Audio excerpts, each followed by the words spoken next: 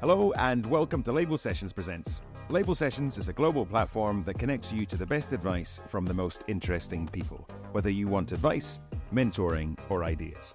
I'm Nick Sherrod, co-founder of Label Sessions.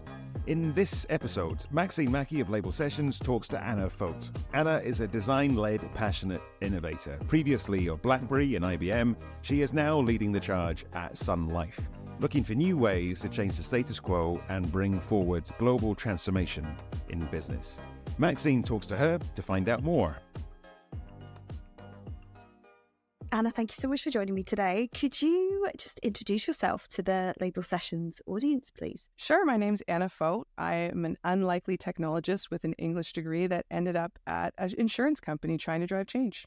You're someone that works in the intersection of transformation and change. Can you tell us a bit around how change really happens at big businesses and I guess in the insurance world too? Well, I think the story or the lesson that I learned really early on was a lot of big organizations think change happens by kumbaya. So like everyone comes together and there's muffins at a meeting and a very senior person says things are going to change, and then everyone eats the muffin, drinks the coffee, and goes back to their desk and radically behaves differently. And what I found is, as much as everyone would like to believe that that's how change happens, it more often happens with someone like myself who lacks the gene for self-preservation and gets super passionate about something and is willing to kind of throw themselves off a ledge without a parachute. And a lot of people will watch that person and go, that's dangerous. I don't love what they're doing, but it's interesting. It's interesting what they're doing, but it scares the heck out of me. And then they watch. And if that person doesn't kind of crash and burn and die in the valley, if the parachute opens and wind comes up and you kind of have a bit of flight, people say, they didn't die. That's interesting. Well, now maybe I want to be part of it now that it's de-risked enough that the person lived to tell the tale. And so I think this idea of trying to let the people that are that 10% of people that are bleeding edge, that are always going to push the envelope, giving them a little time and space to do that, and then making it safe for other people at their own time, like not forcing them to do some of these things, but to actually, when they feel ready to engage, is the way that kind of change happens slowly and then really fast. And I think the reason organizations see that is because the person trying to affect change has probably been beating their head against a cement wall for quite some time. And then all of a sudden the stars align, there's kismet, and the wind comes into your parachute and lifts you up. And then it happens quickly because everyone says, I've been interested about that crazy idea for quite some time. And now that I see that it's not so crazy, I'm absolutely willing to get in the boat and start to row. Amazing. And I wanted to spend a moment talking about what are the types of things that can be instruments of change, like the wind under the parachute, and really creates momentum. Because I know we've talked privately about the power of insights to essentially bust myths in senior management's minds in order to think about a problem differently. Can you talk me through some of those things that turn people's heads in an organization as change is happening, and what actually gives them the confidence to kind of jump off the ledge as well and kind of embrace either a new way of working or a new way of kind of a new product? I think something that's so useful is an executive that allows a group of people, however that group of people is chosen and whatever makes sense organizationally, to have a little bit of time and space to do some of that work. I think of the times in my career where we did kind of the biggest change, and a lot of it was because we didn't have, like, let's call it organizational buy-in, but we probably had one person that said, listen, you have 90 days, right? You have 90 days. I like what you're doing. And they would like it for either a revenue opportunity, or sometimes I found executives who are early in their career and have a lot to prove, or are very much at the end of their career and don't take I want to preserve my legacy and I'm going to kind of steer the ship gently into the moonlight. People that say, I want to just swing for the fences one last time before I retire. They're amazing people. When I worked at IBM driving mobile change, those were the sorts of executives that said, I am willing, because either I feel like I have less to lose by doing something radical than I do with maintaining the status quo, because I'm either young or not from this industry, or for whatever reason, people are kind of looking at me saying, prove yourself. Or people very much at the other end of the spectrum that say, perhaps my entire career, I felt very constrained. And now I have 3 years and I'm going to just do this absolutely amazing thing in order that I feel like my legacy was for this innovative thing now that I'm at the end of my career. And how does it feel to work in that environment where you have this 90-day burning platform? I think for people that have had that chance, and I think the older I get, the more I realize how lucky I was to get those chances. But it's terrifying because there's no like PowerPoint to hide behind. There's no like monthly metric thing that you can kind of game and say that it was fine. It's full on, you're in the spotlight. Is this going to go or is this not going to go? And if it doesn't go, you kind of own it. And so it requires someone that's willing to fail and fail fairly publicly. And it also requires an executive to give you that chance. But whether you win or lose, the lesson in doing that work is immeasurable for the organization and for the people that are allowed to do it. And so a lot of what I'm doing now is saying to people at very early stage of that journey, it not only is it going to pay dividends, so it is going to be a good use of your time. You're going to learn a whole heck of a lot that you're not going to learn any other way. The School of Hard Knocks is the best way to earn a PhD because you don't forget those lessons.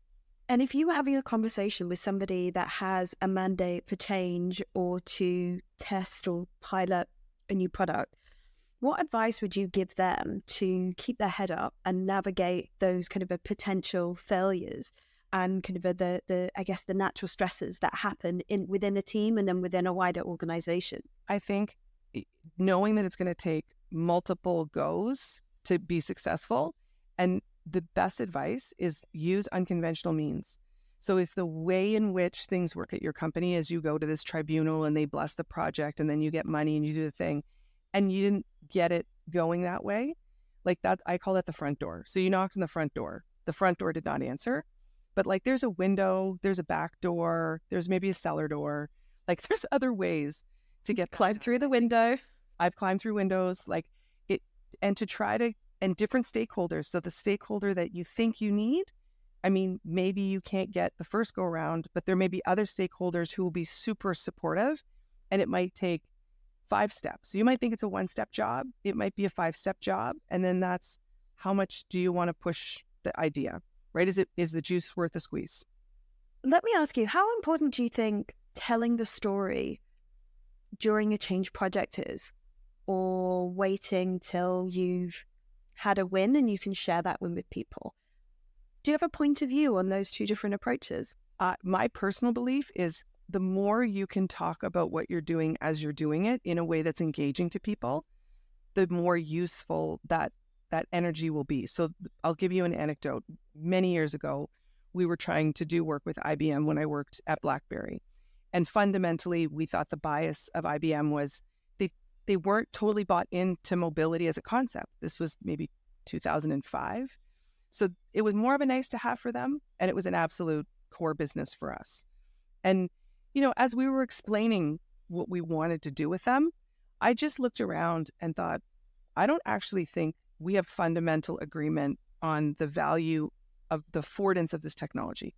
And if we don't have that, it doesn't matter what we say up here on this stage as tap dancing. So it was a very risky thing to do, but I think it paid off in dividends later, where I kind of said, I'm just going to stop. Do we believe that collaboration in the future is going to exist beyond the blue Ethernet cable? And there's this long pause, and they all looked at each other, and they went, maybe. And it was like, in that moment, it's like, okay, so there's not quorum on this. Like, it won't matter what our use case is. We need to fix the fundamental problem, which is showing them the affordance of this technology, which they quickly got. Like, it was a time thing too. We were a little early. They were a little late. We didn't really explain it. We jumped right to kind of, we want to do this thing on this platform with your IP. It was too much too fast for them. But over time, we met in the middle. And once you get quorum on like what the actual fundamental thing you're trying to do is, people jump to the use case and they forget, unless you have violent agreement on like, this matters and we should work on this, no one's going to put in the time and effort to get to like the thing that you want to actually do. I think that's such an interesting anecdote and really applicable for any kind of innovation and first-of-a-kind product development practice, because normally when you're having conversations with, say, or trying to get buy-in through the front door, potentially you're at the cellar door at this stage, as a team, you're so embedded in the topic, you're a few steps ahead of anybody else.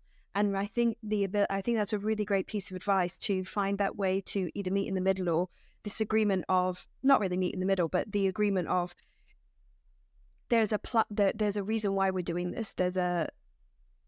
It could be a burning platform, but there is a need, and we're in agreement that there's a need. This could be an answer. Are we going to proceed? Rather than, talk to them about the use cases. I think it's interesting to bring that conversation back. This podcast is brought to you by Label Sessions, the global platform that connects you to the best advice from the most interesting people. Around the world, we work with brands to connect their people to true leaders, just like the people you hear on this podcast, for live sessions of advice, mentorship, or sometimes to collaborate on ideas.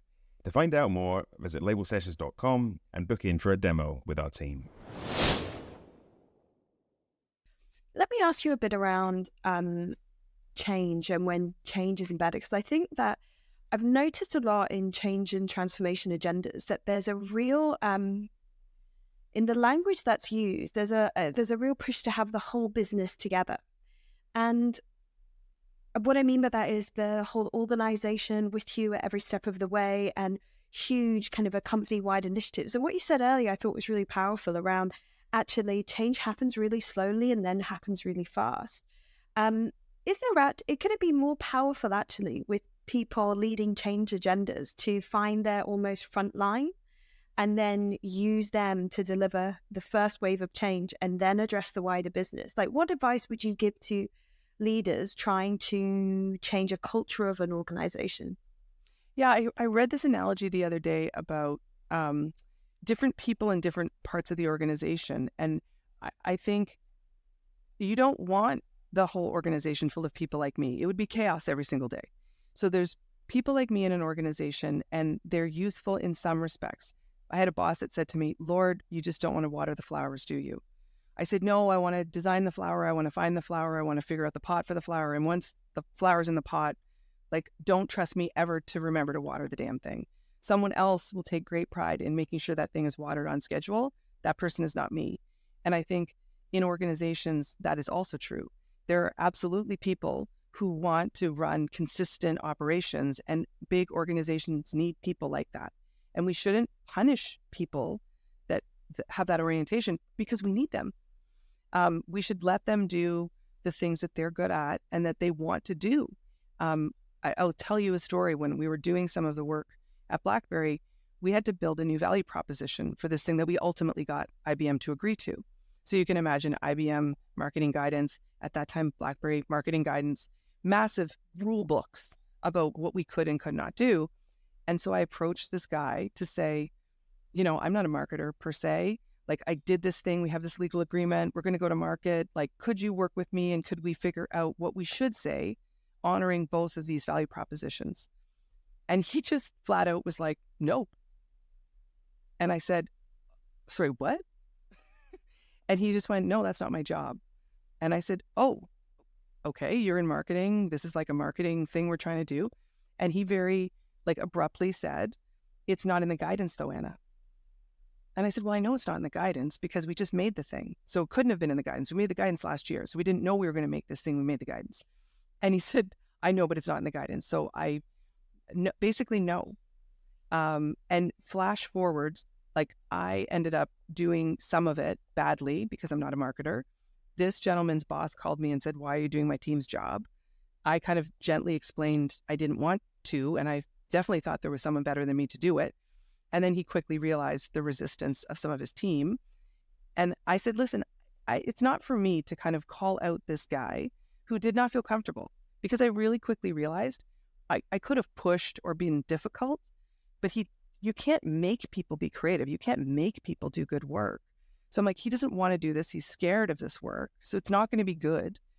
And when he came back around, when the product was successful, wind in the parachute, the same guy called me to say, this is now very successful and I'm really interested in it. I always have been interested in it and I would love to work with you. And so at first I thought, my God, like you were so difficult to me. But then the older I get, the more I realized he just wasn't ready to get on the bus yet. It was too early of a bus stop for him. And he wasn't that he didn't like the idea or thought it was stupid.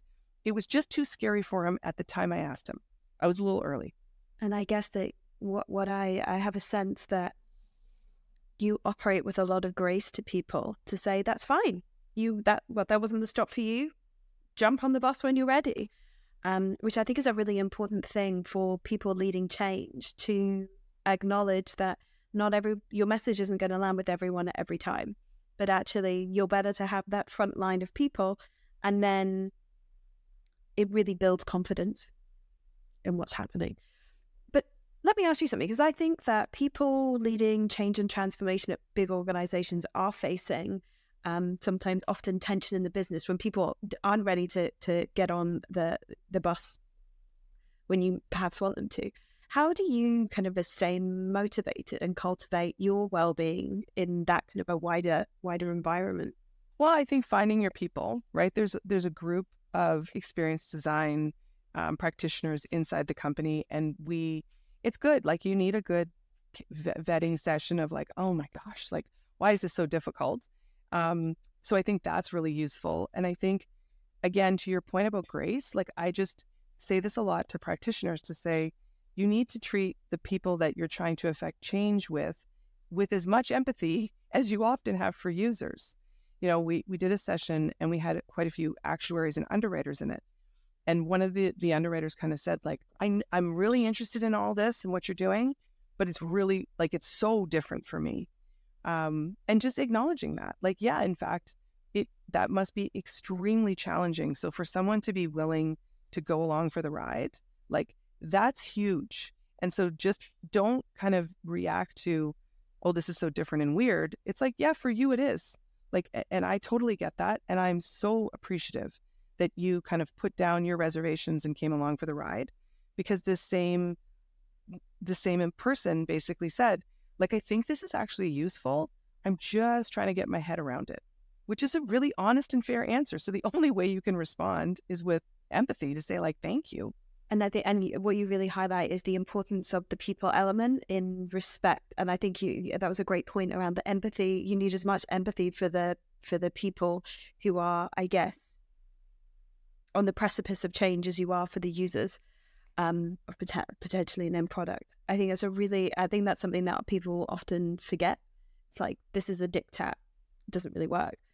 But remember to kind of stay human and talk to people who are kind of maybe struggling with doing things differently. Well, and there's lots of reasons for that, right? Like, they don't understand the change. They think the change will negatively affect them. They're confused, and there's lots of confusing messages in big organizations about change. So we shouldn't be surprised that people get confused. And in general, change is hard. Like, in your own life, if there's ways that you live and things you eat and places you go, like, people kind of like routine. The pandemic proved this to all of us. All of a sudden, it's like, everything you can't do anymore. And people freaked out. It's like, can't do that. And what do you do when change doesn't go as planned? I think the first step I always take is to think about the human reasons why that didn't work. And not that, like, that person is difficult and just won't do the thing. But, like, if that person's being difficult, why are they being difficult? And I always say to my team, if there's something is confusing to you, there's like a piece of information you don't know. So if you can't kind of make sense of a strategy or a position or a tactic or whatever, it probably means that there's something that you're just not aware of that is informing why they're doing it. People are not doing this for no reason. You may disagree with the reason, but if you're baffled, it's probably because you're missing information. So don't make it a personal thing when it's an informational thing.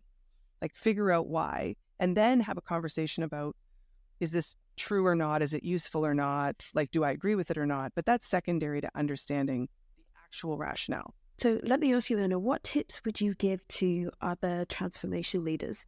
Push harder than you think you can. I mean, the worst thing that will happen is you'll get, that was too much, in which case you can kind of dial it back. But I think inertia is a much bigger danger than kind of too much change. The organizations recoil at too much change, but I think the thing that can crater them is inertia more than change.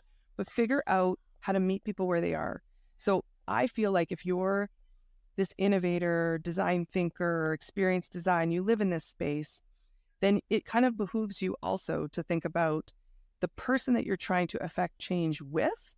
And then, because you have the idea that you're trying to get to, but also like the path that you have to walk to get there. So equal parts on those two trails to say, like, why would this person do it? Why is this going to be good for them and their boss? What kind of roadblocks are there? How can I mitigate some of them? As much as the value proposition, the users are saying, like, to dual track it a little bit. Tell me, what is it about your industry that you love the most? I guess change, transformation, and now the insurance world that you inhabit. I joined because I thought, my gosh, there's so much work to do. Like, I love a hairball. So this is a big hairball because the industry itself has delegated, for the most part, client experience to advisors. So we've just, by function of our distribution, not been close. And so that's changing. The whole industry is changing. Sun Life's doing lots of amazing things to try to change. So we're headed in the right direction, but it is to get it right for people. You're getting it right for people at the moment that they need some kind of trustworthy thing the very most. So keeping people healthy, a loved person dies and it's a horrible time in your life. Like, I can't think of a better thing to try to get right from a client experience perspective. If you were going to have an autobiography or a biopic, what would the title of your biography be? Oh my gosh. She was ungovernable. I just popped into my not working. Oh, no, I love that. I love that. Just went on a hike, and like my girlfriend that was up with me was like, sorry, this is insane what we're doing. It wasn't insane. It was so fun. It was an astro hike. So we hiked 3 kilometers up to a mountain with an astrophysicist who did an interpretation of all the stars in the sky at midnight, and then with headlamps, and then hiked back down. And it was epic. I would do it again tomorrow, but it was a little like, I just signed up and I was like, this should be fun. I learned about the origin story of the Big Dipper. It was magic, but a little crazy. Oh, amazing. There's bears. Oh, well, living on the edge. Last question. On a scale of 1 to 10, Anna, how weird are you? Oh, like 9.5. I'm pretty weird. Love it. I love it. Anna, thank you so much. It was amazing to talk to you about how, people make change happen, especially when I think it's just so exciting because your stories are so rich in the human element. And actually, I just get a sense that working with you is such a pleasure, and you do it in such a human way. Well, that's so very kind. I do try. I think, no one ever said that we didn't have enough humanity, and there's always room for a bit more, especially these days. So try to be kind and make change. Like the whole thing is, if you really want to make change, you can't do it alone.